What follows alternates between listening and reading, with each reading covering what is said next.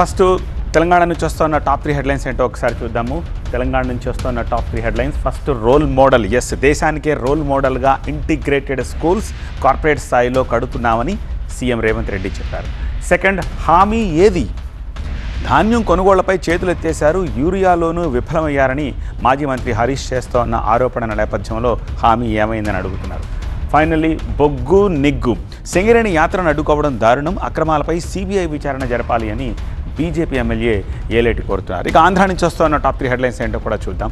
First headline, నమ్మకం ఉంది. చంద్రబాబుని కలిసింది సాయికృష్ణ ఫ్యామిలీ, న్యాయం చేస్తామని సీఎం భరోసా ఇచ్చారు, మాకు నమ్మకం ఉందని సాయికృష్ణ తల్లి చెప్తున్నారు.